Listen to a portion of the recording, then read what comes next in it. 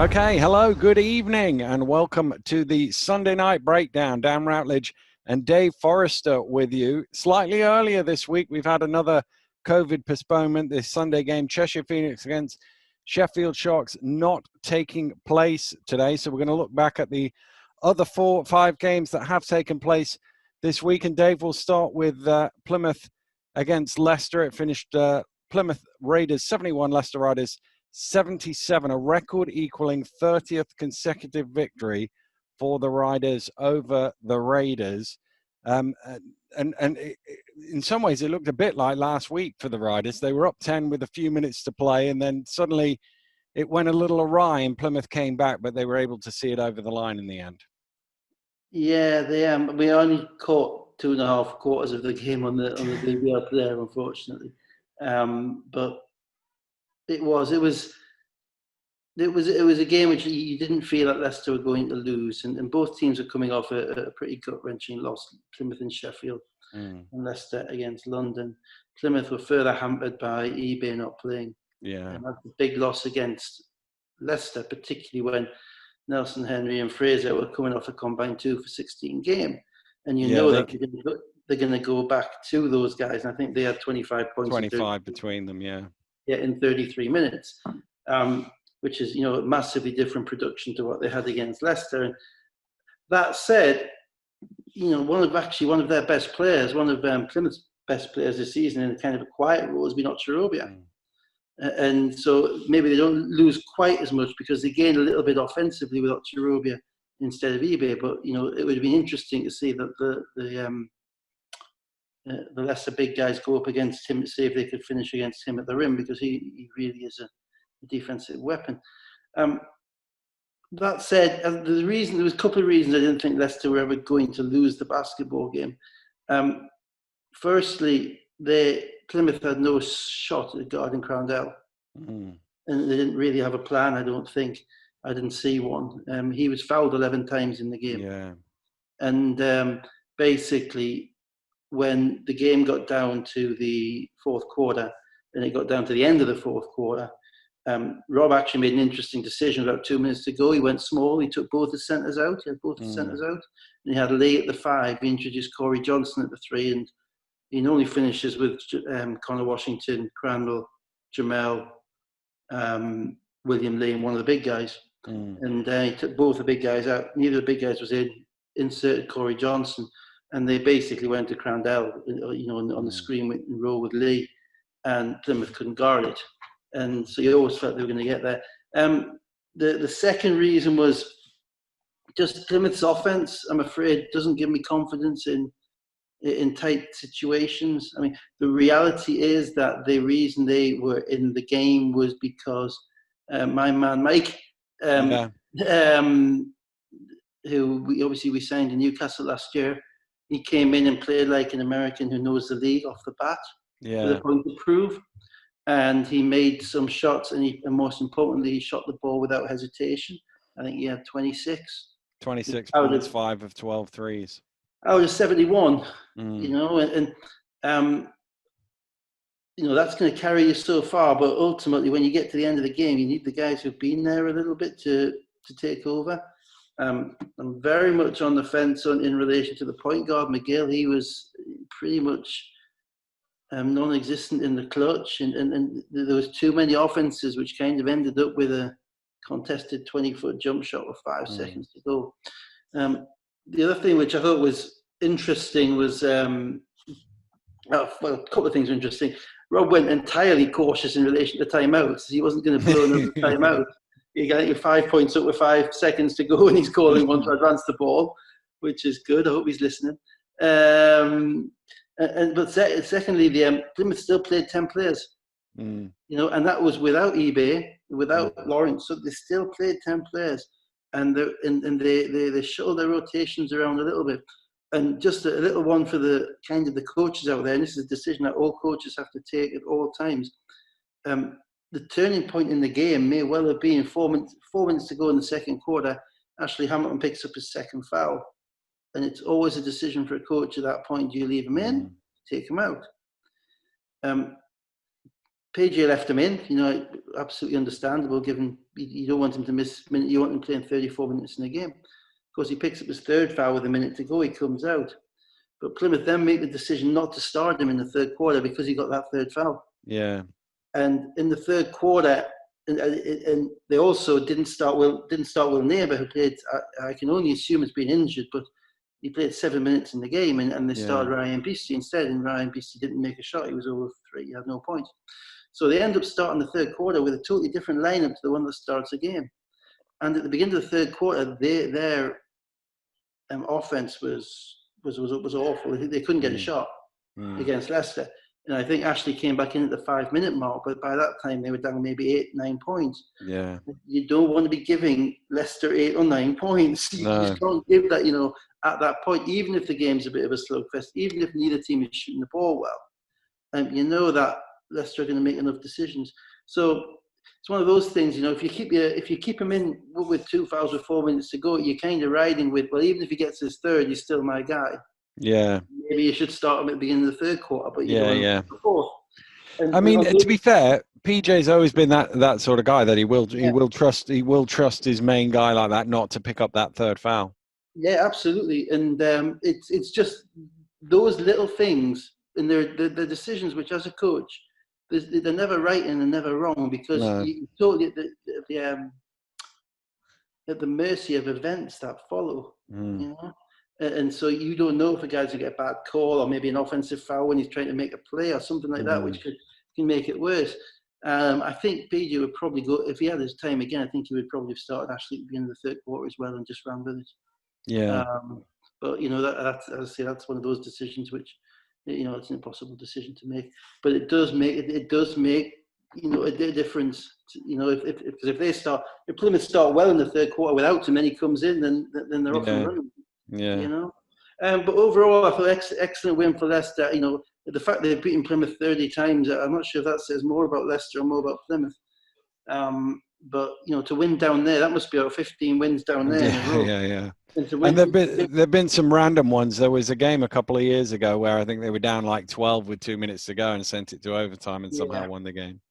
Yeah, I mean, to do that in that, as I say, I talk a lot about Plymouth, but it is not an easy place to play, except if you're from Leicester. Yeah. Well, bizarrely, Leicester have two of the top 5 head-to-head streaks all time going right now because the other one's against Surrey, although question mark on the draw thrown in there. I know. But Surrey, you would say, is a hard place to go as well.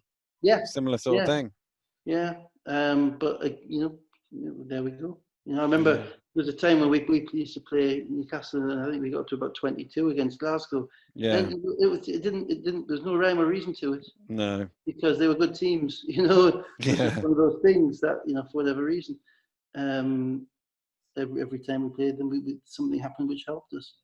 But no, I think an excellent win for Leicester because they needed it. Dropping 2 in a week would have been difficult to handle. And it was probably the last game you'd want to play after that London game. Yeah. But as I say, if teams cannot guard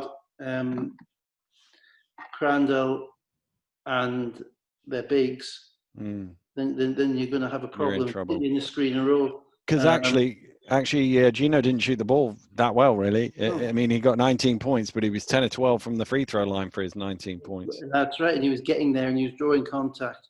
And the scouting, because he is so good around the rim and so dexterous, the scouting report on him has to be to make him shoot, make him shoot over here first. And once he makes the threes, then try and think what we're going to do now. And go into the screens. But I didn't see at one point. At one point, the Raiders went under Connor, and Connor pulled up on the left wing and made a 3, just as like he's been doing for years. Yeah. And then at another point, they're pressurizing Connor. Now, I didn't. It's probably because of the amount of personnel they have, the amount of different guys they have playing, and probably the difficulty in practicing given the whole COVID situation as well. Yeah, I didn't really see a plan. But the final thing is the point at the beginning of the third quarter. Ricky McGill's the point guard. That's his time, and he's got to understand that in the BBL. He isn't just dribbling. He's not playing in Greece. He's not dribbling the ball down the wing and throwing it to somebody to run an offense. Yeah. There is going to be a time where he has the talent, he has the ability. it has to be him to make the plays for his team, particularly when Ashley's out the game at the beginning of the third quarter, particularly towards the end of the game. And that's a lesson that, you know, point guards who played at a high level in this league come into this league and don't necessarily get straight away. Yeah. We need you to score.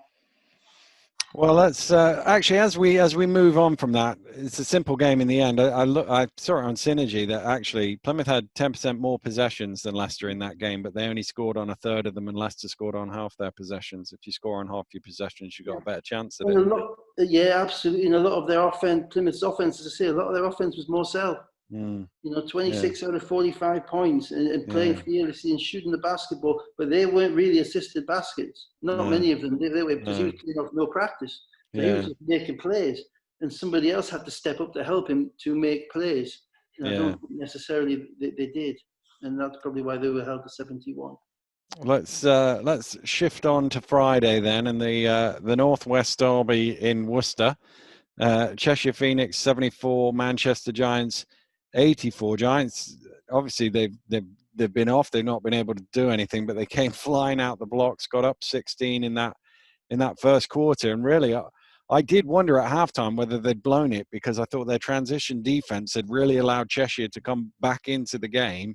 And then last 2 or 3 minutes, Cheshire make a couple of defensive plays, some steals and some shots, and they go into the locker room only down 3. And it was like, wow, have Manchester, you know, won and lost the game in the first half here?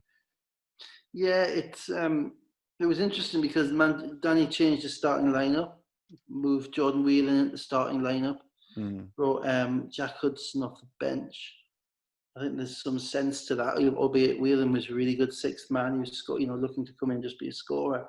But the sense to it is that he's got Ulf back, and Hudson and Ulf play very well together. You know, they know each other. They've played with each other for years, and so having them both come off the bench kind of fits. He also has a lot of talent on the court at the beginning of the game, and I don't know if what kick-started it with it being a TV game for Manchester as well. I think that probably helped. But Sam Cassell came out and made some shots early, and if he is making shots and Uwande is making shots, and they both can shoot, and they're probably both more comfortable shooting the basketball than driving the basketball. They're not really, ultimately will later open up space for everybody else. Now the problem is that they have mental breakdowns. Because, you know, if they were actually playing consistently to the level of their talent, as you said, then at the end of the first half, that game would not have been close. But their shot selection can be problematic at times, insofar as nobody thinks they can shoot a bad shot, and they're because they can all make tough shots. And they're still, I'm not convinced.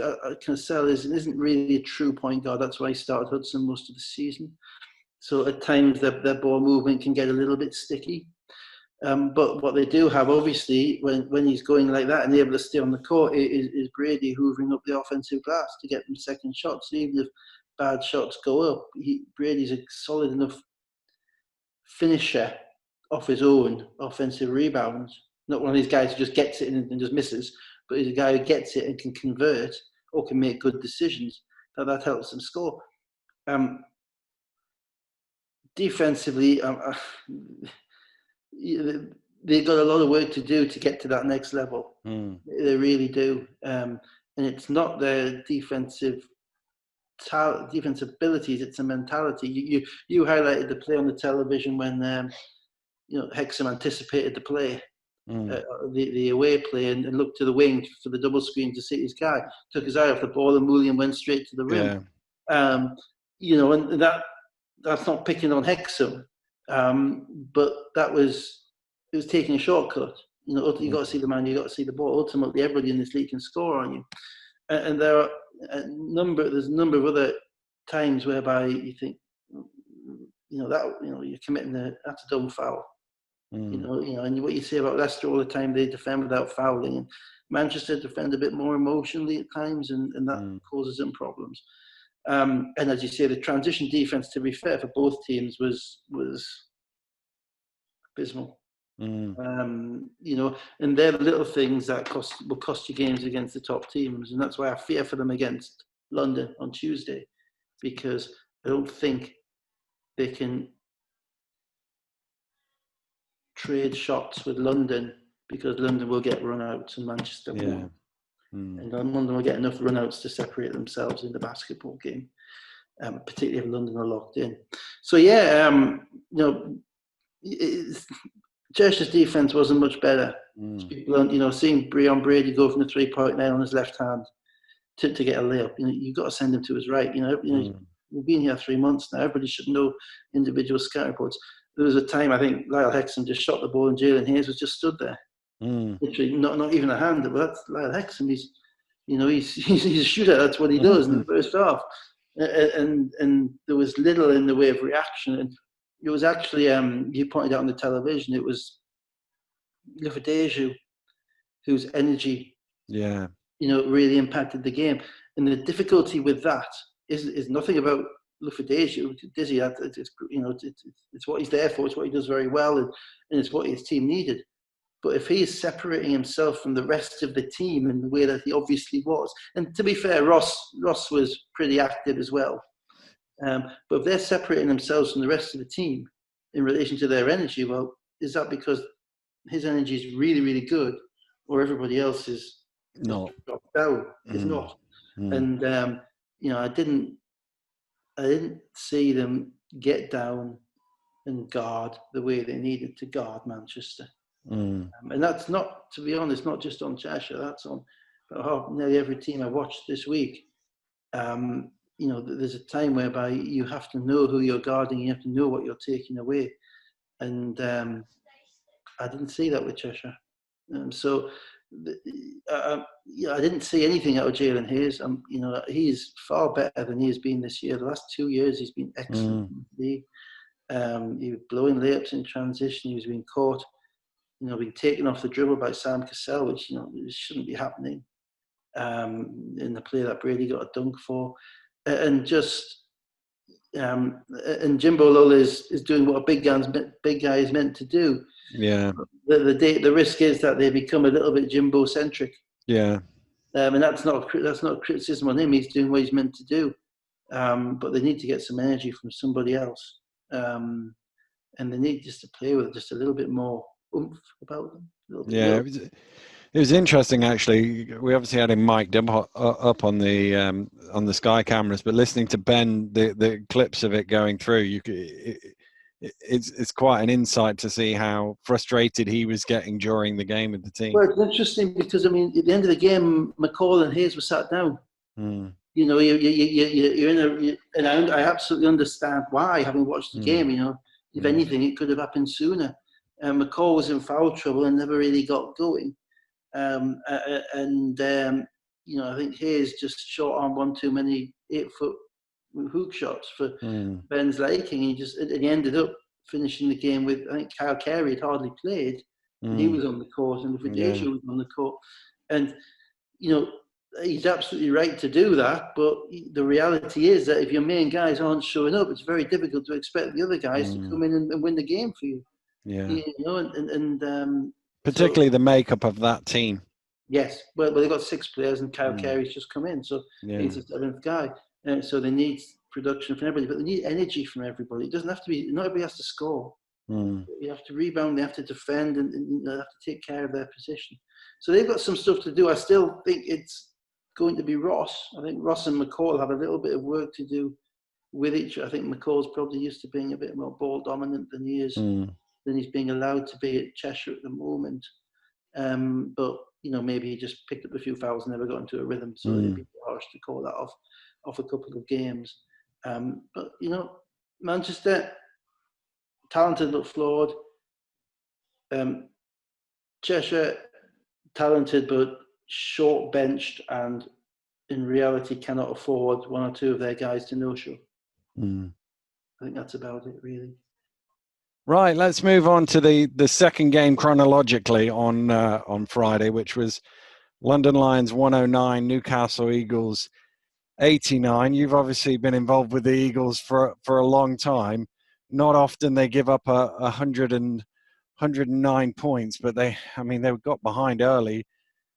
Chris Tawai doing the damage, and they had a run from 24-20 to 40-23, and it was never in single figures after that. Yeah, I mean, London came out. There's a few things to the game. Firstly, so far this year, Newcastle won, London won, Newcastle won on Sky, and then I think London remembered the game first. Vince said afterwards, London remembered that they lost on Sky, so there was a bit of motivation. There was then Newcastle made a very, very slow start offensively, actually, and they were coming off a 12-day rest. London had been playing all the time.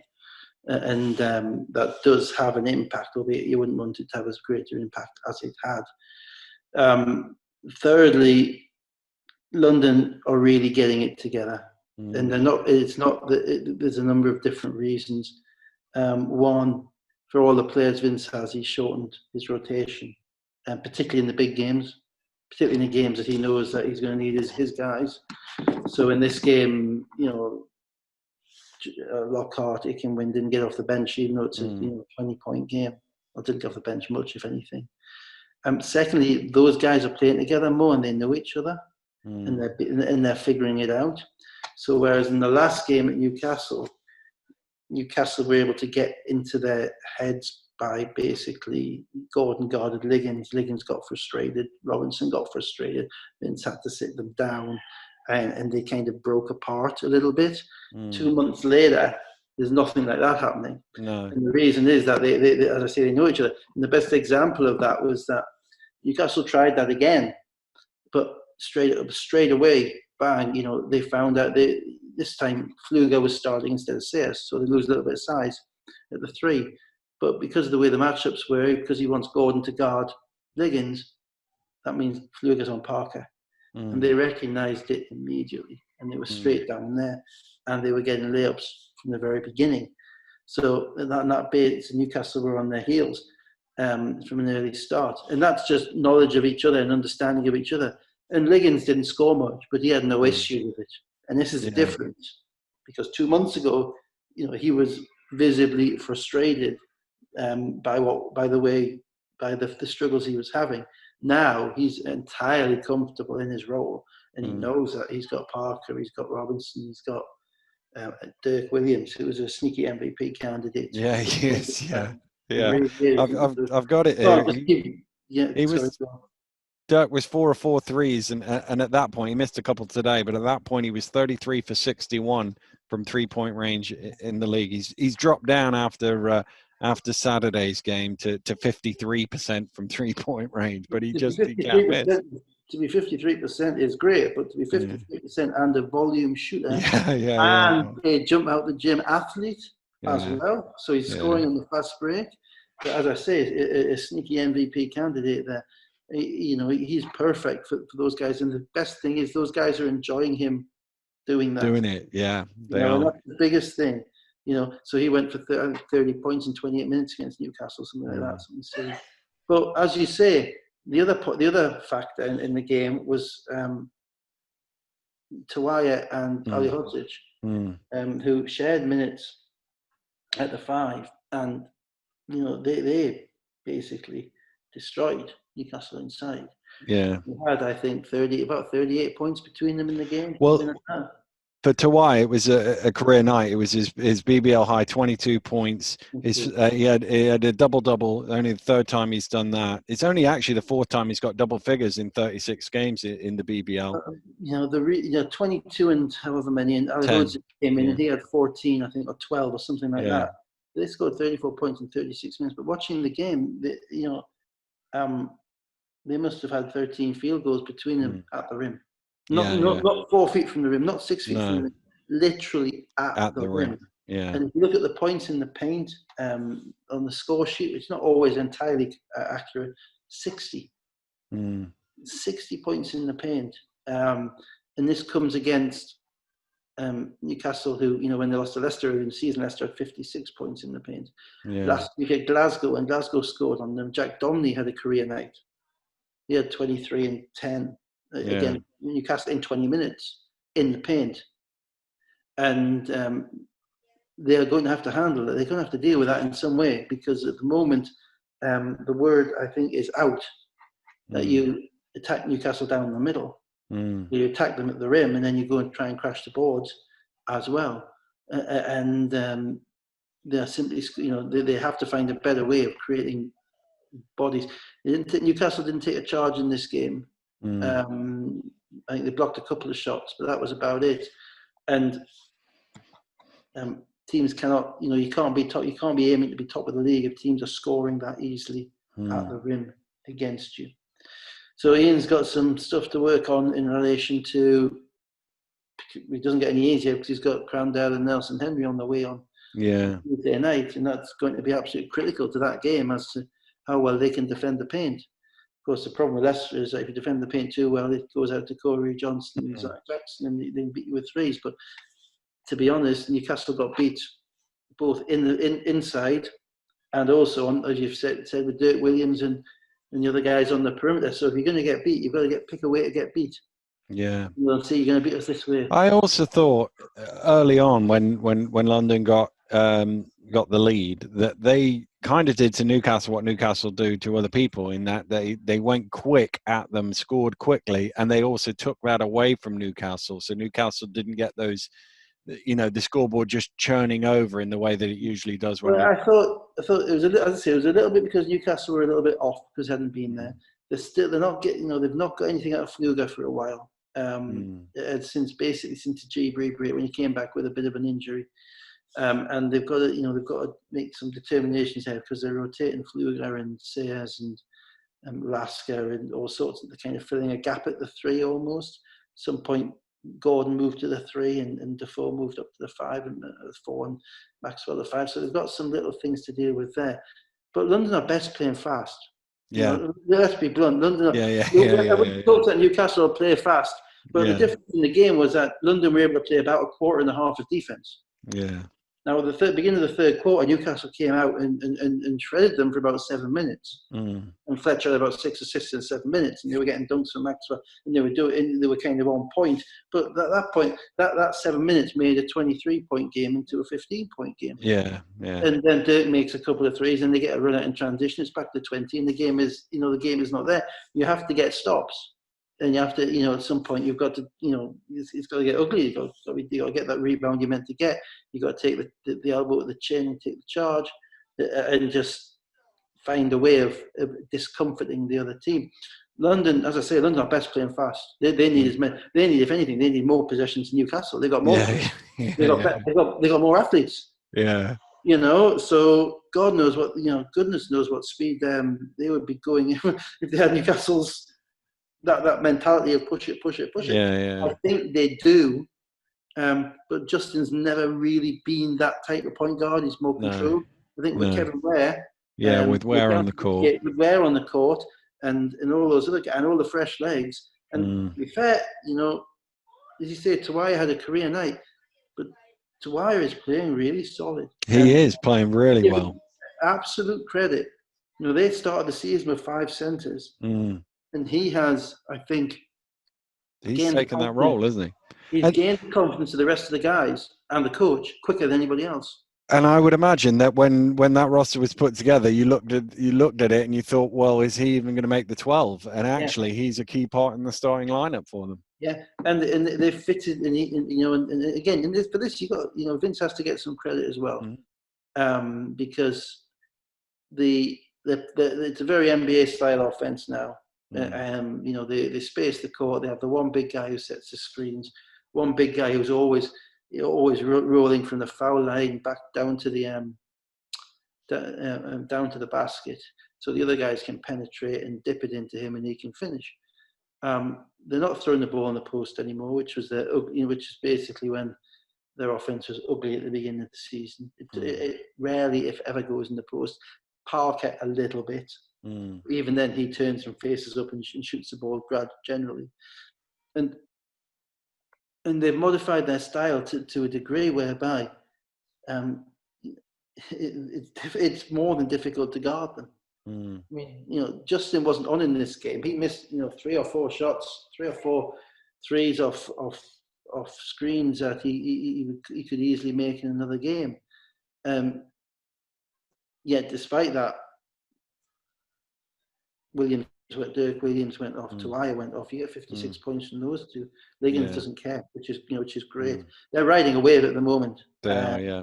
And you don't see any of the kind of dysfunction, and that's probably a strong word for it, but the stuff that was going on earlier in the season, and the way they responded, and the way that Liggins in particular responded in the last 30 seconds against Leicester, and in the week before, and the way that he celebrated afterwards, winning that game meant something to him, and the games never mean something to you unless you're all together. Yeah. Individuals, that doesn't wash. Yeah. The victory is for the team. If it matters that much, it's because he's done it for the team, not because he's done it for himself. So I think they're incredibly tough at the moment, and credit to the coaches there, because they basically, first thing you have to do in any season is figure out your own team. Yeah, they had more than anybody else to figure out. Yeah, and they have figured it out. I mean, if I look at Ed Lucas not getting off the bench and think, well, Newcastle could have used him. Yeah. And Yeah, other guys as well. yeah. And you're thinking, this guy's not playing, and he'd be very valuable to 10 other teams in the league. Yeah. But that's a rope. Yeah. And as you've said before, is when they're winning every week, those things aren't really an issue. And as long as everybody came to the team knowing that was going to be the thing, it was that quote that you pulled out from Vince the other week, is about expectation matching. Yeah, then they've got it. They are. I mean, and just on an absolute kind of side note, they are fun to watch. Yeah. They really are. I mean, they play with a pace about them. They play with a speed about them, and they came in. The word basketball coaches use, the phrase basketball coaches use a lot, is locked in. And there's no physical definition of what locked in is, but you know it when you see it. Yeah. And they the first quarter of that game, even though it was only 24-20, it could have gone well before that. It was about 20-8. Gordon came down and made a couple of threes. Newcastle kind of scored enough to keep it close. But that first quarter, not so much the second quarter, the first quarter, London were locked in. And everything Newcastle got was hard. Yeah. In the second quarter, when the benches came on a little bit, the hard stuff Newcastle were getting was not dropping. And suddenly London are out and running because they can run. And when they're out and running, a 10-point game becomes a 20-point game very quickly. Very quickly. And after that, it's a cat and a mouse. They'll drop a little bit, they'll rotate a little bit, but you never really felt that, even though Newcastle scored 55 points in the second half or something like that, you never really felt that they were going to have the shot to get back in the game. No, they're going to take some beating, the Lions, that's for sure.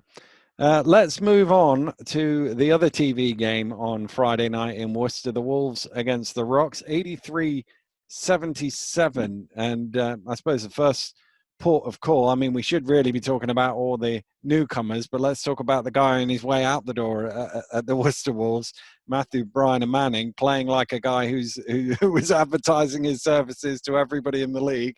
Look at what you could get. I'm free after tonight. Yeah, it was a little bit different to the kind of the energy that was coming off them in their last game at Plymouth. Because at Plymouth they all looked a little bit, I'm not saying fed up, but a little bit discombobulated. Matthew Bryan shot the ball 5 or 6 times, but the bright lights come on, as you say, and they're able to go to him. And to be fair, there's nobody on the Rocks team who you would expect to be able to defend Matthew Bryan at this point. But that said, they still, as a team, they're still based around Jordan Williams. It's almost what they get from Matthew in that game is kind of a bonus to them. But look at Jordan Williams, I think he had 7 assists in that game or something like that. 5 assists, as well as 5 assists, 8 rebounds, 18 points. 18 points, and he actually is the hardest of the guys. Probably the hardest guy in the league to stop on the block, because he can finish with both hands. He is able to move just about everybody in the post, and he isn't one-dimensionally looking at the basket. And that's not to say Matthew Bryan is, but Jordan Williams is. I think Matthew even said it a few weeks ago. This is Martin Bowerneck and Jordan Williams' team.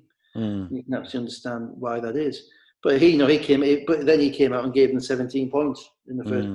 Matthew Bryan in the first half, and for a team that struggles to score, or has struggled to score, obviously that's absolutely critical.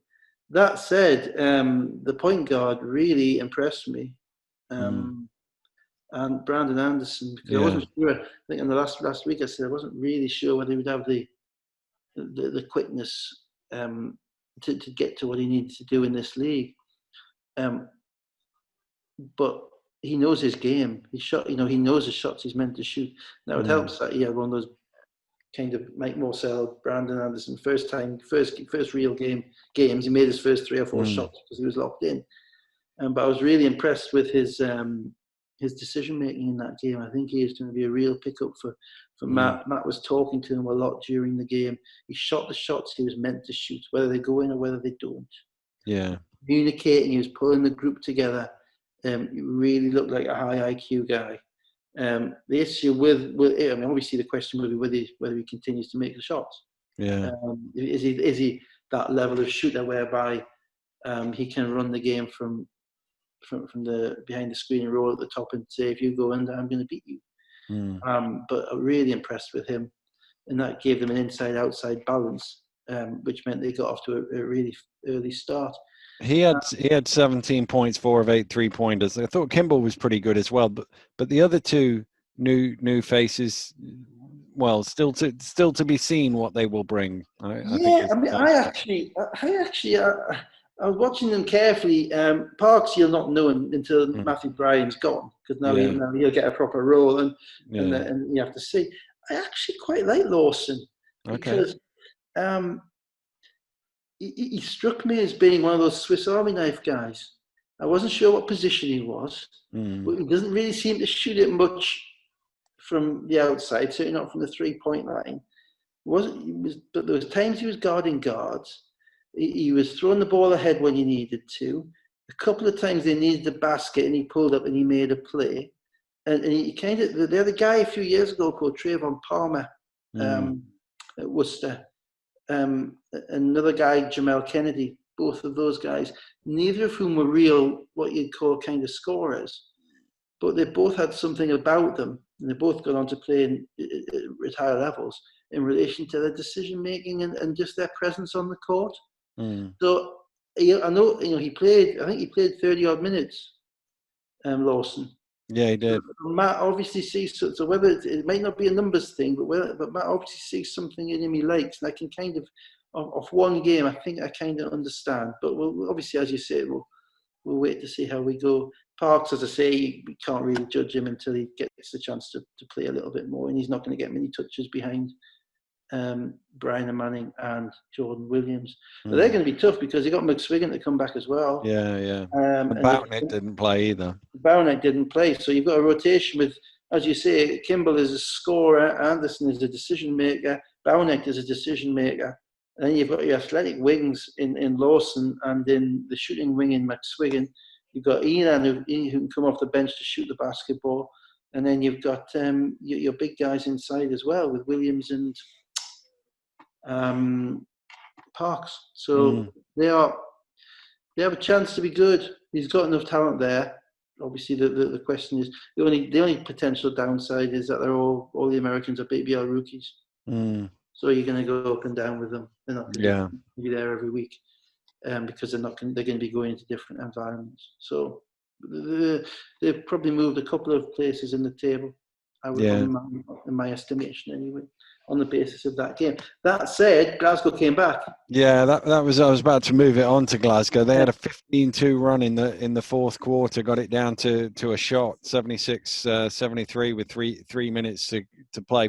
I mean, fair play to them again. That was another game that at halftime you think this one's in the books, and they didn't back down and almost got all the way back into it. They're playing really hard. Mm. It's kind of that little underdog mentality. You can see it in them, and that they're all playing to prove something. Each of those guys have been, apart from probably the Americans who don't know yet because they've only been here for a couple of weeks. But all the other guys are Mpondo's young guy, Brandon. Brandon was really good. Yeah, aggressive, attacking the rim, doing what he does.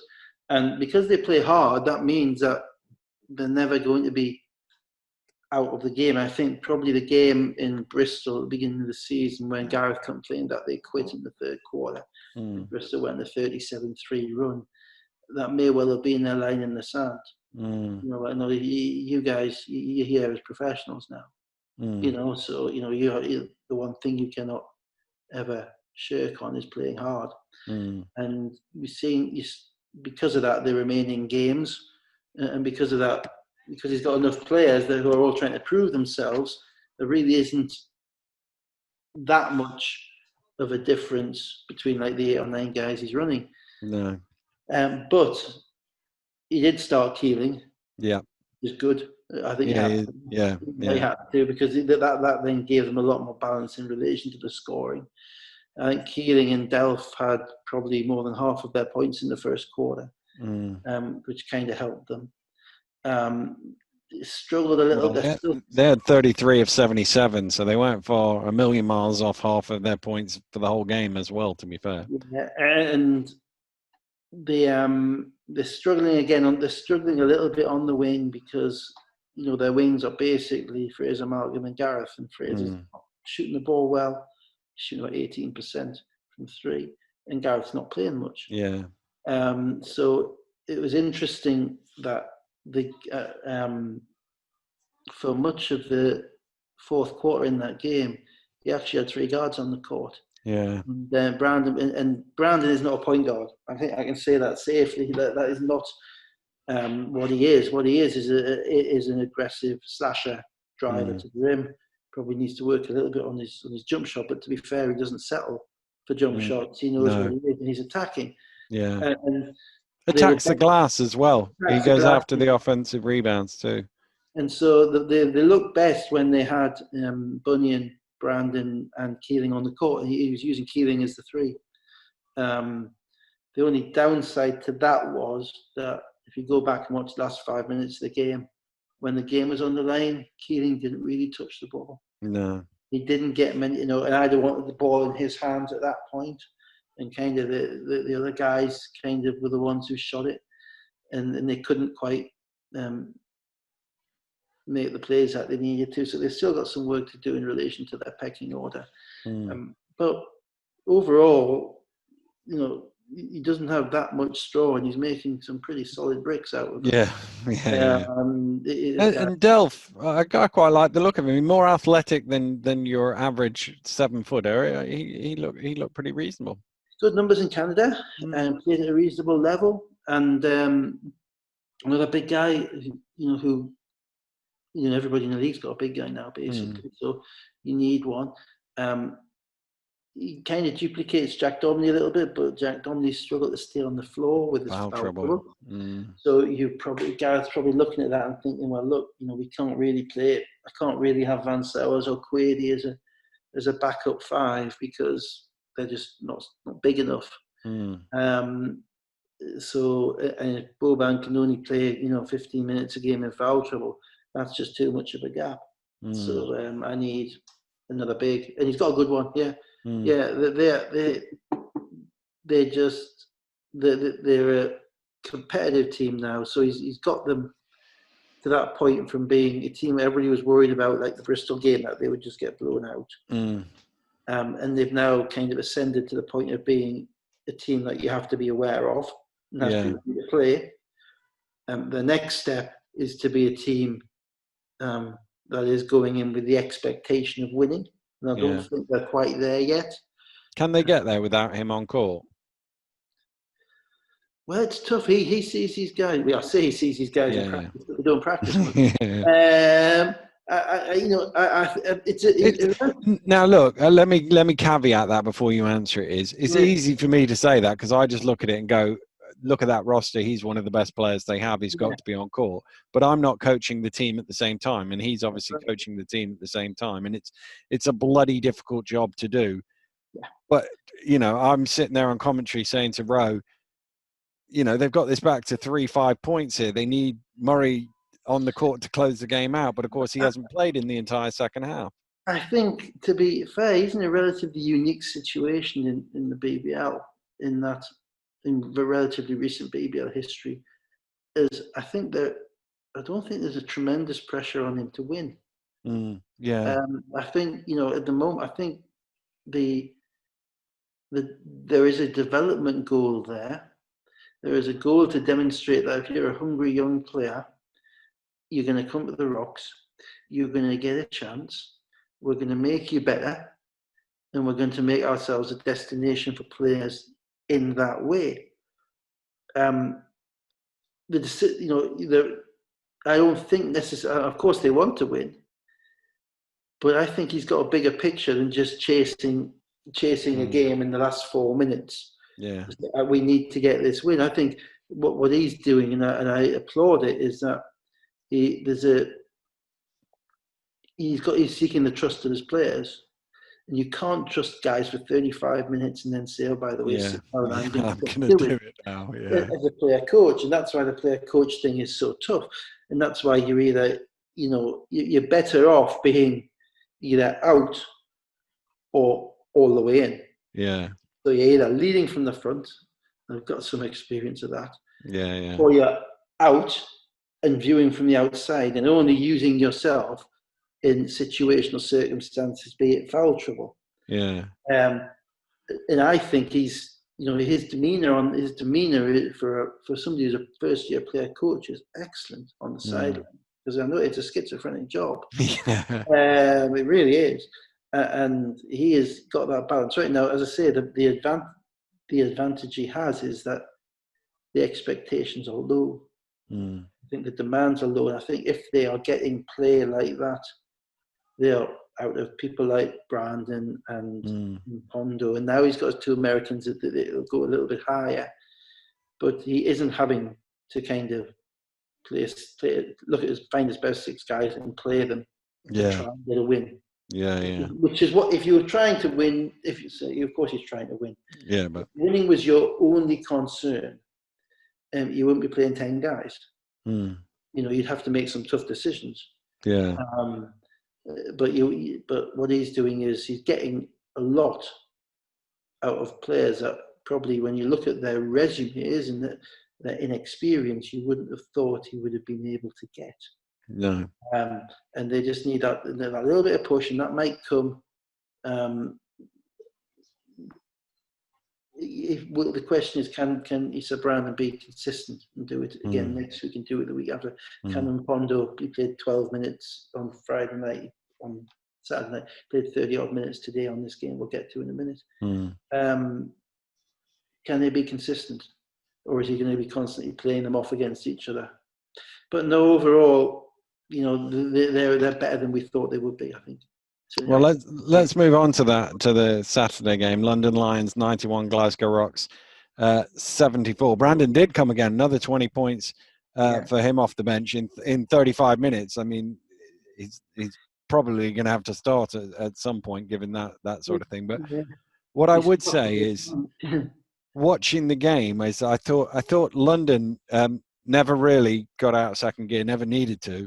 I thought they were a bit casual with it, almost like they were toying with Glasgow. They always knew that if Glasgow did do anything, they were going to just put their foot down and go away. Yeah, I mean, they scored early, and once they set the tone early, and they had 29 points in the first quarter. Sorry, they knew that was the case. And what I said before about you can't define being locked in, but when you see it, yeah, it wasn't really. No. Offensively, they were locked in. Defensively, they're coming back from playing 14 hours beforehand or 15 hours beforehand. But even so, the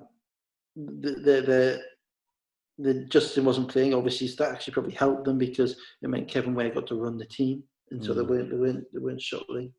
And he gives them a little bit more athleticism, which helped them in that game. But yeah, I mean, once Dirk made his couple of threes early, once Chris Tawai got to the rim, got his dunks, and once it was like a 7 or 8 point game, and then you didn't feel like they were ever Glasgow were getting back. Glasgow kept playing though. They did keep playing. And they played hard again. And the reason Brandon played 35 minutes is because he's playing hard.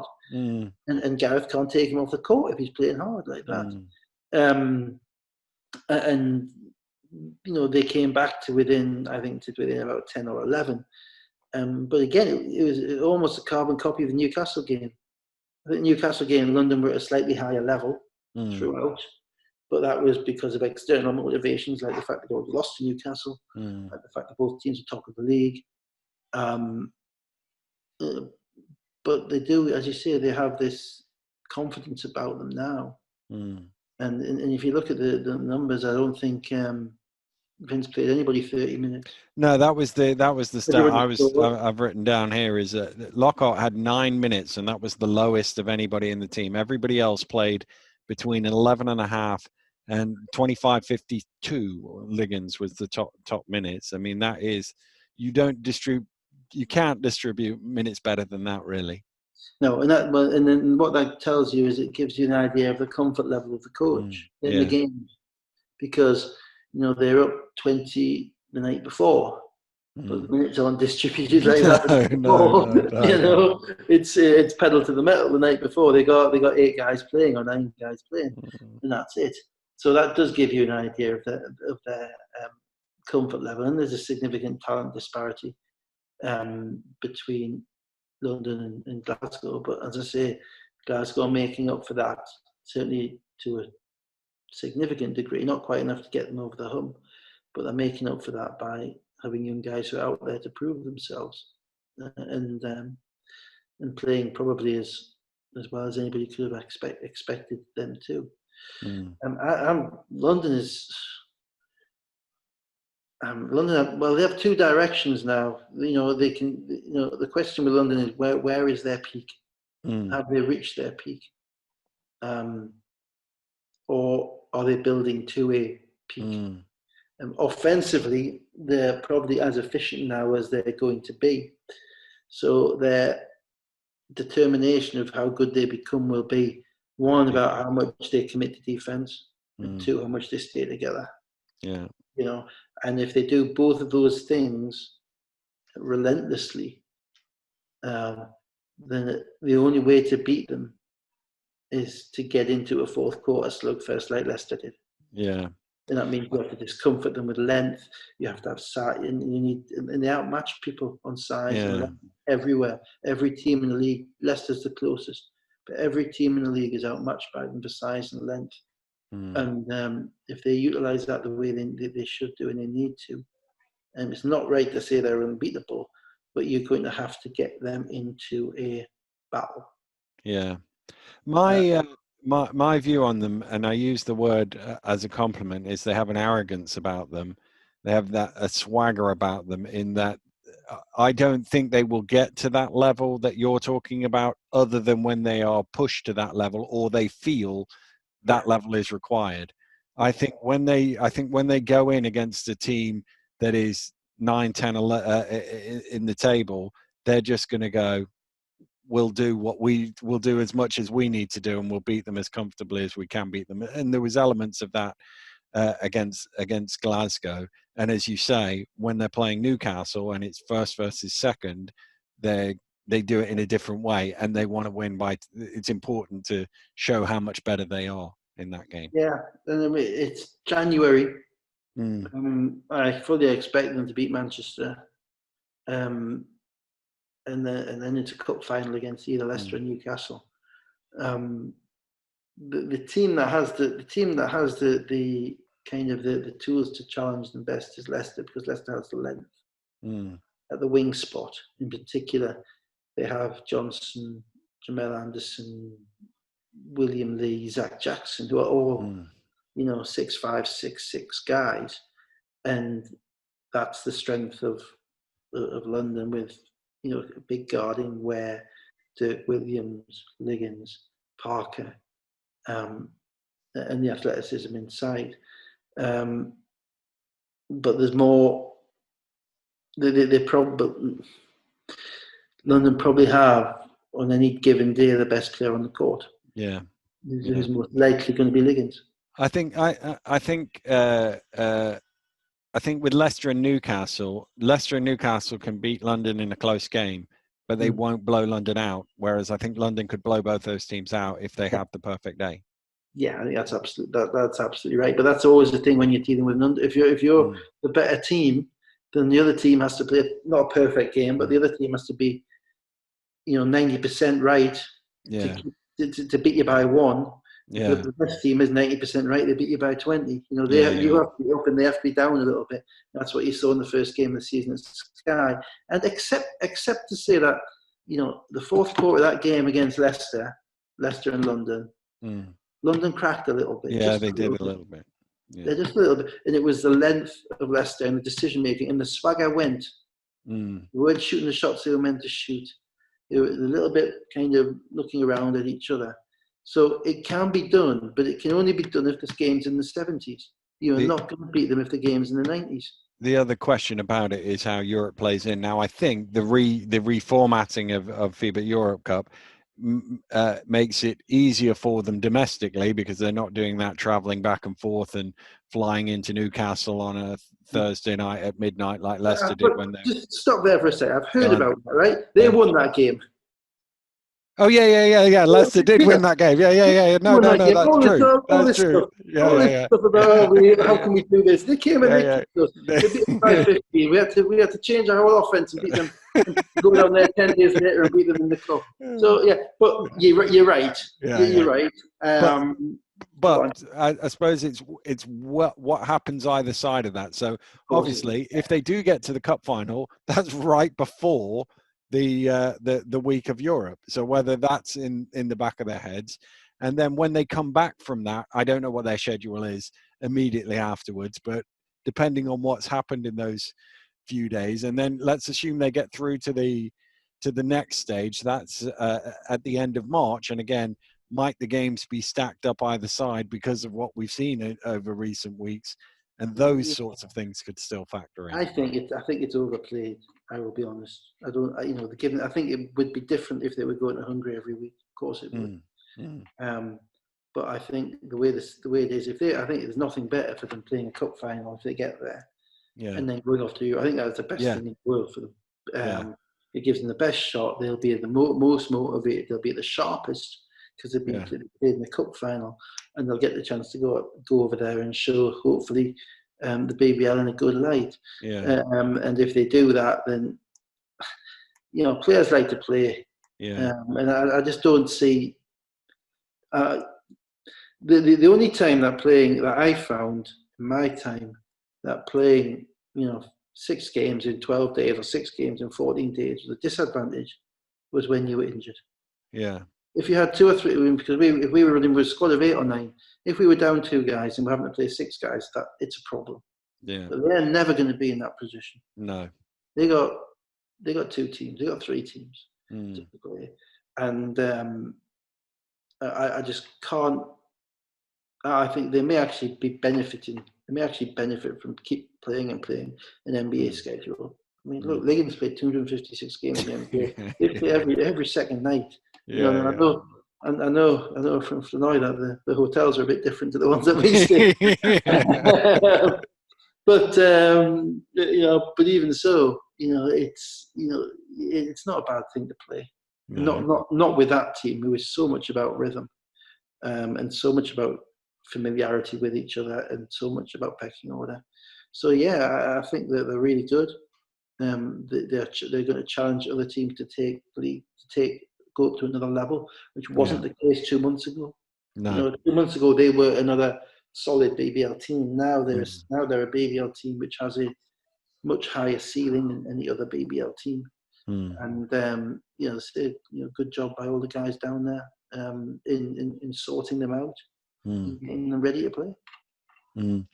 As we go out the door, let's just briefly touch on Cheshire against Sheffield, which obviously was supposed to be being played today. Another game to be rearranged. This is going to be a massive challenge, and I think if anybody doubted that at the beginning of the season, they're more than aware of it now. I was on the BBL show at the beginning of the season, and one of the things I said was, do not expect the schedule to be played out in the order that you currently see it, because there's absolutely no chance, because at that point I'd already started doing European games and they were getting moved every other day. And that's what we've got. And it might even need some creative thinking before the season's done to try and get it over the line. Yeah. We've got 30 league games to play. The benefit is that they have access to venues. The negative is that any team can lose 2 weeks at a stroke. And losing 2 weeks can be losing 3 or 4 games, and if you're a team who does that twice, then it's difficult to see how we get to the point of 30 games without either extending the season a little bit, which. I think in November, I think there was a hope that you get to March and you have if the season's still going in March, that's great, and we get crowds back in and everything is right. I think we would all now regard that as wildly optimistic. Yeah, wildly. And so the reality is that we're facing a full season behind closed doors. Even I think even the Raptors in Florida, they have 3,000 fans and they've been cancelled now, so they're playing closed doors now. That gives the league a degree of flexibility. They're going to have to make a decision as to whether or not everybody plays each other twice or 3 times. The downside with that is that if you there is actually a downside to that, because if the competition starts one way, and changed halfway through. For instance, the game yesterday, Newcastle and London. If that becomes a head-to-head game, whereby they play each other twice, then London's 20-point win is very significant, because they lost by 10 in Newcastle. If both teams are playing that on the basis that it's not a head-to-head game, because the head-to-head will be decided by the third game, then there's a competitive disadvantage, which in that case would accrue to Newcastle for whether it would have made a difference or not, but they wouldn't have been playing that. They would have played it differently. Not sure they could have done much. I haven't watched the game, but they would have been. It's not the point. It's not the point. So there is something like that. Also, the trophy is. I'm not sure what the TV contracts are and all of that, but it's difficult in the climate that we have now, and I know you did the draw, and it's Glasgow v Reading.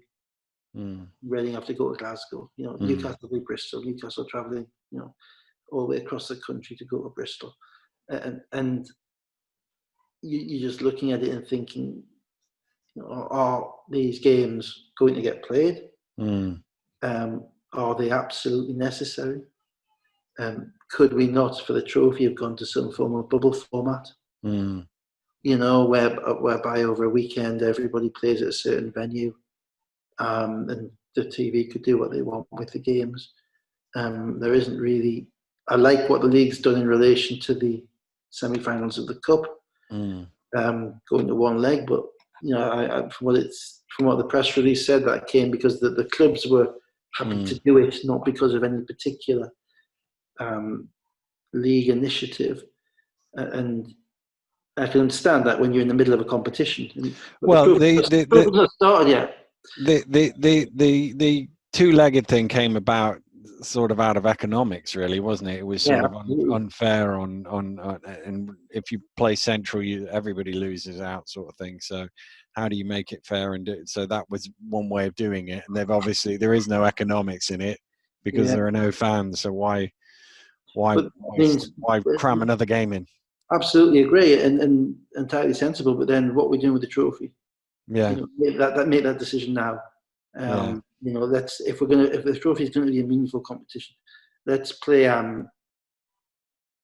Let's play the quarterfinals, semi-finals, and the final on a weekend in March.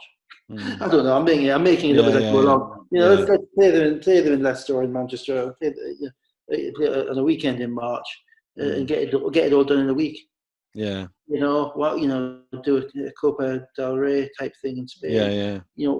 We don't need to be sending teams across the country on multiple occasions. I do think that there's going to be, in the next few weeks, there's going to be a groundswell against that as COVID gets worse and worse. There's already something of a groundswell against it as the football is being impacted significantly. The Newcastle manager appears, Steve Bruce, is just he's not sure that it's morally right to be playing. Although although if I go slightly down there in the northeast, I think Neil Warnock was saying, well, actually, it gives people some. It is a distract. I mean, one thing about going back to March was it took everything away from us, wasn't it? We were all locked at home and we couldn't watch the football or the basketball or the whatever. So I agree. I'm probably on that side of the argument, to be honest.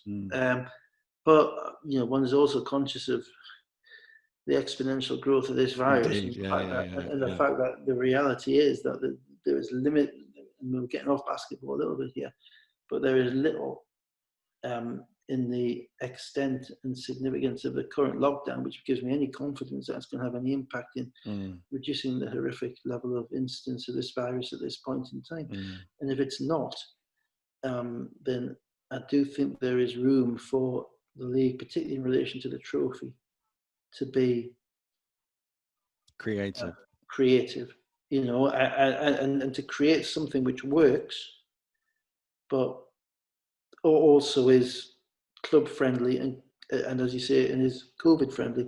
I did do a brief smile when you announced the draw, and it was the teams who didn't get the semi-final, the quarter-final home legs you get a home leg in the trophy. It was a great idea last year to make everybody get a home game, and nobody financially loses out. This year, it's like, it makes no sense.